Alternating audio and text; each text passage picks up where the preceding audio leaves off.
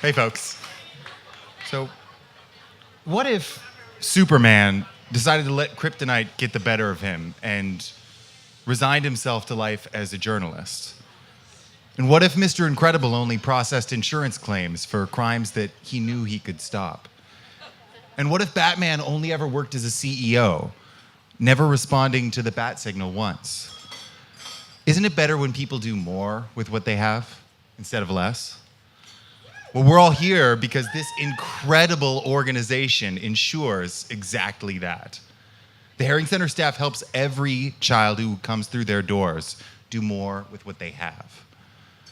To paraphrase Dr. Eileen Schwartz, anytime anyone places a ceiling on what a kid can do, they're bound to be disappointed. The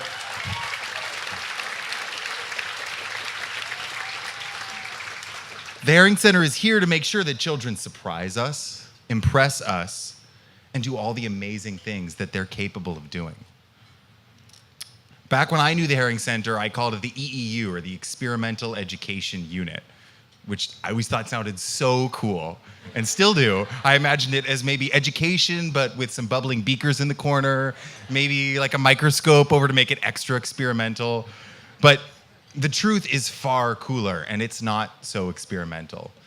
The Haring Center is a Seattle institution, and it helps hundreds of kids every year achieve anything and everything that they're capable of.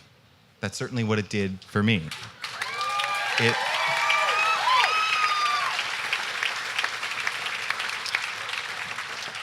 It sometimes feels like most other people get a guidebook to life that's already more or less filled out for them.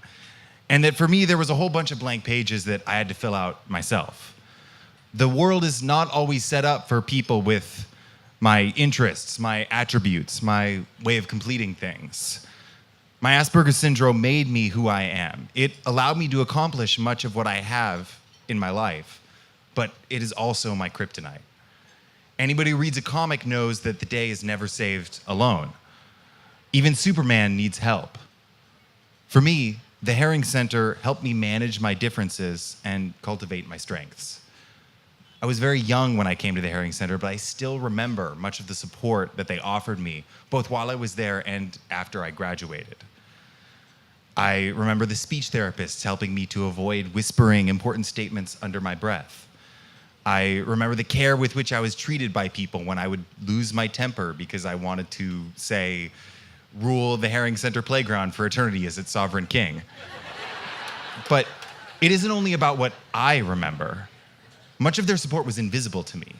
I didn't know about the support that they provided to my parents. When I was very young, I had trouble doing basic tasks like brushing my teeth, getting my clothes on, or going to bed in the right order. I had few friends or play dates, and what I didn't see was how the Haring Center community of parents and guardians came together to discuss and help each other in an environment of mutual understanding. I didn't know that the yoga lessons and the speech therapy and other opportunities were either provided by the Haring Center or based on advice from them. I didn't remember my teachers being hired as babysitters for me. When doctors found a carcinoma on my head, I didn't know that my mother was allowed to come and observe me through that amazing CSI-style window into the classroom so that she didn't have to choose between my education and spending time with me when there was no guarantee that I would survive. The Haring Center has helped my parents and I start to fill in the blank pages in my guidebook, and I've been making entries ever since. I was 10 when I learned of my diagnosis, and it put a name to the challenges that I'd faced and clarified my strengths. Because of the amazing support of this community and my family, it didn't feel like a disability, but rather an explanation. See, when I look at someone in the eye, it's not a natural reaction, but a practice that I cultivated in high school. When I choose to enter a conversation, it isn't a natural decision, but a tactical one, because I have to read the situation to see whether it's appropriate. So many of the things that I do that others might take for granted are entries into my guidebook pages. And these experiences, as well as many others, have given me valuable insight. I think they've made me more patient, more attentive, See, the Haring Center gave me the tools to adapt the way I think and live to the way the world works. And because of that, I've been able to leverage my skills to help others. I recently graduated from Chapman University, and for the past 2 years,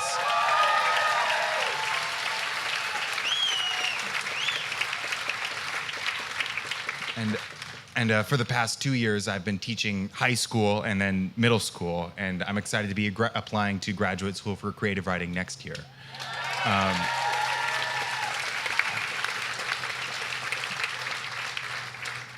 Now, 19 years later, I am still grateful for what I have gained and continue to gain being a part of the Haring Center community.